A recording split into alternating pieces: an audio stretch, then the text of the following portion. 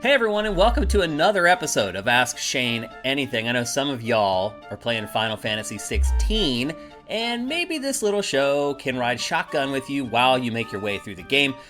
A reminder, this show is only possible because some of you guys pledge at $7 or more per month at patreon.com/sifted. Now, all you guys get to watch the show. If you want to participate, head to sifted.net. There is a link in the header where you can ask questions, and without those questions, we don't have a show. Let's get to it. Oh, one quick thing before we get going, actually, is I know I mentioned in last week's episode there was a ton of questions waiting for Ask Shane Anything. Well, as it turns out, now that I've skimmed through them, more than half of them are from one person, and unfortunately, we can't have a whole episode with just questions from one of y'all. So, again, head to sifted.net. There's a link in the header where you can ask questions. Again, without the questions, we can't do anything with this show. So, anyway, our first question for this episode comes from Derek D111. How do you feel about lying in reviews? I know in the past, companies have wanted you to lie to make a game look better. Have you ever given in and adjusted your score after a publisher complained? I have never done that, and I never will do that. And I do think that maybe the verbiage in your question is a little deceptive, because it's not that the publishers would contact you and ask you to lie. What they would try to do is they would try to change your opinion. Now, I've talked before about how Max Payne 3, we reviewed it at Game Trailers, and Rockstar was not happy about it at all. And they ended up pulling like a huge marketing campaign from Viacom over the review. And it wasn't that they were trying to convince me to change the score against my better judgment. They were trying to basically explain that the person who had reviewed the game was misguided and didn't know what they were talking about. And this is how the publishers get around it. If they call you and they're like, look, I know you don't like the game, but I need you to say that you do like the game. That's not what they do. They'll call you, or they would call me anyway, and they would walk through the points of the review and explain why they believe that those assessments are wrong. And it wasn't just Rockstar that did this. I've had this happen, I don't know, probably 15 times throughout my career, something like that, maybe 15 times. But it's not them trying to get you to lie. It's them trying to get you to change your opinion. So it's a little bit different there. And again, to answer your question, no, that never has happened. It never will happen. I don't think it does happen really that often at all. Obviously, I think the biggest example of that is Jeff Gerstmann at GameSpot. When the Kane and Lynch review, his marketing department tried to get him to change his opinion on the game or whatever. That does not happen very often at all. Again, I've been working in the industry for 23, 24 years now. I've had it happen 15 times where the publisher even called to talk about the review score. After a while, the industry and the publishers, they get to know you, and they can figure out pretty quickly whether they're going to be able to push you around or not. And I think, at least I believe, I had put my flag in the sand, and I think they knew that they couldn't bully me to get me to do what they wanted me to do after I had worked in the industry for 5 or 10 years. You start to get a read on people. And so most of that stuff happened earlier in my career. As time went on, it happened less and less. Only certain publishers, like Rockstar, had the guts to do it after I had kind of become an industry veteran. All right, next up, we have a question from Pain of Demise. If money were no object, what would your dream gaming setup be? Would you have a big screen projector, LED lights everywhere, surround sound speakers, on or in the walls, high-end PC with multiple monitors, or everything above and then some? Oh, wow. If money were no object, I would have... Oh, man. I don't even know where to begin. Obviously, I'm a big audio guy. So, yes, the surround sound system would kick butt. I just talked about this in a episode of Ask Shane Anything a week or two ago. I kind of showed you guys my setup and everything, and that setup, by the way, isn't expensive. Like, my receiver was like $400 or $500. The entire speaker array, I think when it was all said and done, I maybe spent another $600 or $700 on those. So you don't have to spend that much money to have a really good surround sound setup. Now, to answer your question, yes, absolutely, they would be built-ins, and they would be really high-end speakers, and these are brands you haven't even heard of. Like, you think high-end is like Polk or whatever, and I'm not making fun of you. Most people think that Polk is like a high-end product. It's really not. When you really get into it, there are these brands that you've never even heard of that are making these insanely amazing speakers and these incredible receivers and things like that. So I would dump a ton of money into the sound. And yes, everything would be built in.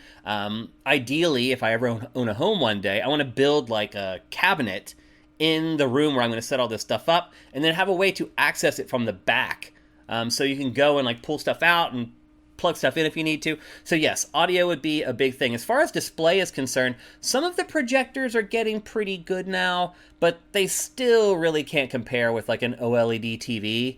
So I would probably still go with a flat panel. I'm not the person who's like, I want as big a TV as I can get to fit on that wall. I want it to be comfortable viewing from whatever distance I'm at. Now, assuming money was no object, I'm sitting in a big room then with, awesome couches and things like that. Then the TV would probably be pretty big. I would go for one of those big, like 100-inch whatever OLEDs that cost like 10 or 15 grand or whatever. Those things that you see at CES that you kind of laugh at because you're like, I can never afford that. I would have one of those. But I think even more importantly, though, is creating a comfortable environment to sit in. So, like, I have a couch right now that has, like, an ottoman or whatever, and I can stretch my legs out while I play. One thing that's annoying, though, is, like, I don't have, like, tables and stuff to put on my thing, so a lot of times there's just crap laying on the couch. I would set up some kind of a thing where it's almost like a bed that you lay on that you can play games on. I think the more important thing, really, is the comfort while playing. So, I think that's what I would do. I would also make sure that this room is well insulated and pretty far away from kind of the other living quarters of the house so that the noise wouldn't bother people. I'd probably put double pane glass in the windows so the sound wouldn't escape and the neighbors wouldn't complain if they lived next door or whatever. I could go on and on with the stuff that I would do. But truth be told, what I have right now, if I had to play with this stuff for the rest of my life, I'd be totally fine with it. Like, I already feel spoiled with the things that I have. So I'm pretty happy with my gaming setup now, but if money were no object, I would have no problem spending that money. Next up, we have a question from Justin and a very, very quick answer. He asks, what did you mean when you said that Beastie Boys' Paul's Boutique would be too expensive to produce now due to samples? What I meant was, back when that album was produced, and I think it was, I'm trying to remember, like 89 or 90 maybe? I can't quite remember, but the laws were different then. As far as clearing samples. You didn't have to pay for samples at all. Like, sampling was a new thing. Like, obviously in hip-hop in the 70s and early 80s, with the scratching and kind of mixing stuff in and things like that, the lines were getting blurred as far as using other people's music in your music. And it was different, too, when DJs were just doing it live at parties or whatever. But what the Beastie Boys did was they were like, you know what? We're going to do this and make it a part of our production, a part of the album. And that's what Paul's Boutique is. I think there were, somebody counted at one point, there was like 150 samples or something used. Today, to use a sample, you have to pay insane amounts of money. And a lot of it is dependent on how much of it you use. Is it the crux of the song? You negotiate with the rights holder to figure out a fee that is fair for both sides. And those fees are insane. And so you figure Paul's Boutique has 100 plus samples on it, and you have to clear each one of those with the artist. If you do that in present day, I read an article that The Atlantic wrote about this. They literally wrote an article just about this. And The Atlantic estimated, and again, it did research and talked to the rights holders and things like that, the album would cost $20 million to produce today, which is just out of the question. No one is ever going to invest that much money to produce an album. It's because you don't make the money off the album sales anymore. You make money off of touring. So investing that much money in an album today would be crazy, and no one would do it unless they were some band that, let's say, you're the Grateful Dead or whatever, and you're all in your 70s and 80s, and obviously the Grateful Dead doesn't sample, but just as an example, you're an old band, you're about to retire, you have all this money, you don't know what to do with it, maybe then you create some kind of an opus that just has every sample you ever wanted to use in it, but otherwise, I don't see it ever happening again. Next up, we have a question from Chris. I recently got back from a 3-week vacation in Japan. It was my 5th time there. Wow. And I always find myself wishing I were there longer. I was wondering if you could reflect on the times you've been in Japan and maybe share some of the fonder memories you have of the country. Okay, I've talked on Game Face, on Invisible Walls, on Ask Shane Anything about my trips to Japan, but never as one topic, always like piecemeal here and there. I have been to Japan, I haven't even counted it actually, how many times I've been there. Probably like 15 times. That's not exaggerating. So I've been there a lot. But I'll be honest with you, I'm impressed that you've been there 5 times. I've never met somebody who didn't have to go to Japan for work who has been there 5 times. Because most people, it's like they visit somewhere, and then they're like, that was awesome and I love it, but, am I going to go back or am I going to go somewhere new? And generally how I do it is I try to go somewhere new instead of going back to the same places. Now, I've been lucky because going to Japan was something that I did for work. I've never gone there just for pleasure. Like my wife and I have never gone to Japan. It was always just me going there for work. And for whatever reason, I was always fortunate enough to go. And the other thing too was, once you had gone a couple times to Japan, it was much more likely that you were going to go again, because you become then the Sherpa in Japan. You land and there's all these people with you. You have this whole team of 20 people or whatever who have never been there and have no idea what's going on. You need somebody there to show them the ropes, to get them through customs, to get them out of Narita, to figure out how to get from Narita into downtown Tokyo, which buses to catch, and all that sort of stuff. And so once you went and you proved that you could get around and you understood the city, you were much more likely to go. And I think that worked in my favor for a long time. So I've been there a lot. So I couldn't even begin to recount all the amazing things that have happened in Japan. Now, the other thing I would say too is I've only been to Tokyo. I've never been outside Tokyo.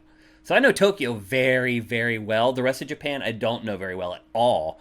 And so I would like to go and visit Kyoto and some of the other areas of the country. But so all my experience is from Tokyo. And I mean, I could just go on and on. Like, I've talked about how I shot the documentary with Team Ninja for Ninja Gaiden Sigma. It was part of the collector's edition. You can find that whole documentary on YouTube.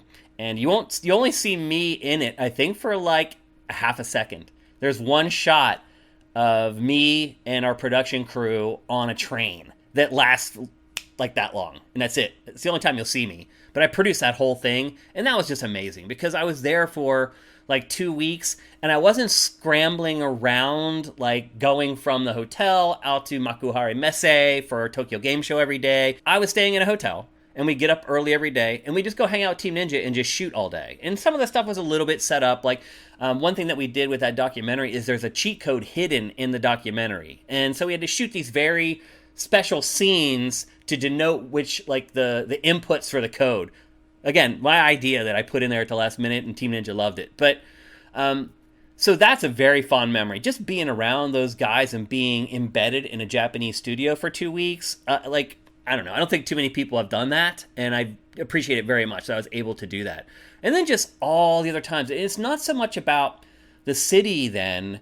It's about the people that you go there with and experiencing these things with them. The first time I had real Kobe at a restaurant, we had our like victory dinner after we had wrapped Tokyo Game Show, and our boss, my boss, took us to have Kobe for the first time. Just ramen, discovering like the best ramen in Japan and getting it at the restaurant at 7 a.m. so you can get it before they sell out. I could just go on. The ninja restaurant where they come and do magic tricks at your table and you have to figure out like where to find like the buzzer in your little eating area to call the ninja to it's just a crazy place. Shopping, like I love streetwear. Obviously, you guys have figured that out by now if you've known me for any amount of time. I love all the streetwear, extra large, Stussy, Supreme, all that stuff. In Akihabara with all the electronic stuff. Anything that you want to buy there, it's the best place to buy it. Even streetwear. Like even U.S. streetwear companies send their best stuff to their stores in Japan. So you go to Harajuku and they're all there and you walk around the alleyways and then you get awesome food that you've never had before. I don't even know where to begin, honestly. I have so many amazing memories from Japan. Now, one thing I will say too, you say that you don't want to leave I, on the other hand, am usually ready to leave by the time the time is up. And I will say this too, the more times I go, the earlier I'm ready to go. Because I've been to Tokyo so many times at this point that I've pretty much done all the cool stuff and probably done it multiple times because you go back and then the other people you go with want to do the cool stuff. So there's like this whole district of bars that are like the size of a closet. And there's just like dozens of them. That's called Golden Guy. Like you go there for the first time and there's like just tons of little dinky bars with themes, and you just go get a drink, go to the next one, get a drink, and you just go down the row and just check out all these awesome bars. Like, again, I've done all that stuff. So, the last time I went in 2012, we had done Tokyo Game Show, and I was there. Like, one thing I would say about, generally what I would do is I would try to make sure everybody had a chance to go. Like even, I could have gone every time if I wanted to at Game Trailers, but I didn't. I was like, no, I want to make sure that all you guys get a chance to go. Well, the last time I went in 2012, it had worked out that really only the youngest people on the team had not yet gone to Japan. And so it was me and these kids, basically. And I'll just be honest with you, like, they acted like 10-year-olds a lot of the time. And I kind of wanted to come home more quickly on that trip than I had ever wanted to come home. Like, they were just acting like, I don't know, like juveniles. And I guess, you know, if you're in your early 20s or whatever, maybe I acted that way. The first time I went to Japan, I don't remember acting that way, but maybe I did. But the last time I was there in 2012, I did not enjoy my time all that much. The show itself, Tokyo Game Show, was terrible. We had spent a ton of money to go there. I was thinking about it from a work perspective. I'm like, this was a bust. Like, we probably shouldn't have come. And then, like, the younger people on staff, they wanted to go do stuff that I just wasn't really interested in doing. And so that trip was probably my worst one. But generally, the more times I've gone, the more quickly I want to come back. Like, if you watch the movie Lost in Translation, it wasn't like that for me the first time I went there. But as time went on, Japan started morphing into that for me, where I felt more like a fish out of water. I had already tried all the wacky food. I had eaten whale and raw horse neck. And, like, after you've done all that stuff and kind of done the Japan thing, it can be a little off-putting as far as, like, their society and how different it is from ours. And eventually, I think over time, the want for the comforts of home creep in a little more quickly the more times you've gone there. But still, it's just an amazing country. I love Japan. I love the people of Japan. Incredible people, incredible culture. I love it. So I'm very glad you got to go there 5 times, but I do recommend maybe going somewhere else next time. All right, next up we have a question from someone who gets a question in every episode, our good man Kevin. If the doctors for some reason told you that you only had 1 day to live, which game or games would you then play for the final 24 hours? As a side note, I'm guessing you probably wouldn't spend your last day playing games. Kevin, you ask great questions, and there's dozens more from you in the message board thread for Ask Shane Anything, and we'll get to them. Hopefully we'll get to them all eventually. This one, I mean, to your point, ideally, yeah, I don't think I would be playing video games, because I think if we all knew we had 24 hours left to live, I think we would want to spend them with the people that we love instead of this other stuff. Obviously, I've never died. But I know a lot of people, when they know that the end is kind of near, they don't really dive into, like, entertainment, or they don't want to really do things that they were fond of throughout their lives. They want to spend it with the people who were important to them. And so that would probably be the same for me. However, though, if that person or those people wanted to play games, then I would play games with them. There is, like, trying to project yourself into that situation.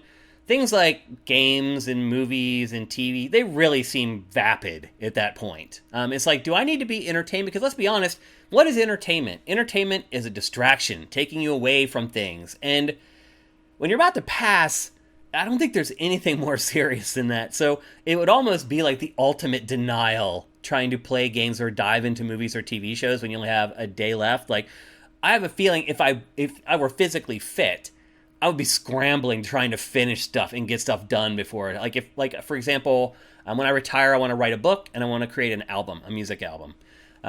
So for me, I would probably be scrambling, trying to make sure that both of those things are done before I'm gone. So I don't think I would play games at all. But to humor you, what game would I play? Oh, geez. That's a tough one, man. Probably, I would play the game where I had the biggest community, as far as, like, friends that played the game with me. I have a pretty big friends list on Rocket League at this point, although I don't really play it that much anymore. But people that I really know in the real world that I play Rocket League with, not as many on, like, Call of Duty and stuff like that. So I think, again, tying into the fact that I would want to spend it with people, I would want to play a game where I had the biggest friends list full of people that I actually cared about, so I could interact with them while we're playing the game. So it's a crazy question. It's a good question. But I think probably I wouldn't want to play games at all unless the people that I really love and care about wanted to play games with me. All right, here's our last question before I send you guys off into the weekend to go into Final Fantasy XVI land. And it comes from Merlmason. Hey Shane, what do you think about existential threats like global warming or uncontrolled development of AI? Do you think these issues are exaggerated or underestimated in the news media? Do you think individuals have any power to have an impact on these matters? How do you keep yourself from not falling into the vortex of perpetual thought cycles about the looming doom of our beautiful planet Earth? Well, all I'm going to say, and I'll say this about a number of topics, is I trust science and I trust the scientists. So when 99% of all scientists are telling me that global warming is a real thing, I believe them. It's served me well throughout my entire life, and I think it will serve me well until the day I die. So I believe the scientists, so I absolutely believe that global warming is real and that climate change is a problem. I think there's evidence of that right now. At the same time, I do subscribe to the idea that planet Earth has been here for a long time, and it has seen kind of cataclysmic weather changes throughout the eons. I mean, we're talking about, billions of years here.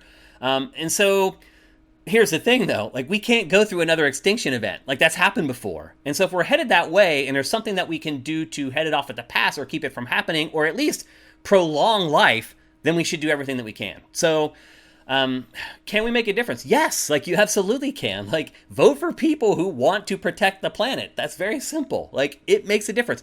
Elections have consequences. If you don't vote for people who are doing things that you want to have happen, then it's never going to happen. So yes, there are absolutely things you can do. You can also volunteer locally. You can become parts of groups that lobby the government. There's so many things you can do. Or you can just take care of stuff on your own. You can make sure that you're recycling the way that you're supposed to. You're not littering. You're not dumping harmful chemicals into fresh water. I mean, there's a million things you can do to help the planet. And I don't have to tell you guys this. You guys all know this. So, yes, I do believe that there is some form of an existential threat. Do I think it's going to, end the planet while I'm alive? No. Do I think it's going to end the planet while our kids are alive? No. Do I think our kids might start really feeling the effects of stuff like this before they die? Absolutely. So it's a little scary, but I think for a lot of us, we're like, oh, it's not going to really bother me. And I think a lot of people just blow it off that way. So it's a problem, but there are things that you can do to fix it. Now, AI, I do think that maybe the idea that AI is going to take over the world and we're going to be enslaved by machines, I do think that's a little misguided, because already we're starting to see checks and balances on AI. We're starting to see people getting arrested for using AI in legal filings, and people are being censured for trying to use AI. Students are getting caught using AI, writing their papers, because a lot of times AI will write something that's not factual. So I do think there are checks and balances on AI. I do think the human race is smart enough to not allow robots to take over. Now, if we get to the point where AI is smart enough to learn how to somehow build something that can then crawl over and then start gathering other parts to make itself bigger, I think when you get to that point where they can build their own sort of bodies to do whatever they want to do, that's a little scary, but I think that's so far away. And of course, there will always be terrible human beings who are going to use technology for bad reasons. But I think generally, I believe humans are good, and I think generally humans do things for good. And I think there'll be enough checks and balances, enough people to stand in the way, because ultimately, no matter how smart AI is, it still can't reason as well as a human being. So I think we'll be okay. I think there's reason for alarm. I think we should keep an eye on it, but I don't think that AI robots are going to be taking over the world. All right, that's it for another episode of Ask Shane Anything. Now, again, don't forget, we are getting a little low on questions, so head on over to sifted.net, click that link in the header. It's open 24/7, 365. If a question pops in your head, just head on over there and submit it, and eventually it will make its way into the show. I realize a lot of you guys are going to be playing Final Fantasy XVI this weekend. Hope you have a good time with that, but there's also so many other awesome games to play, and I hope you guys have a great time, and we'll see you next Friday.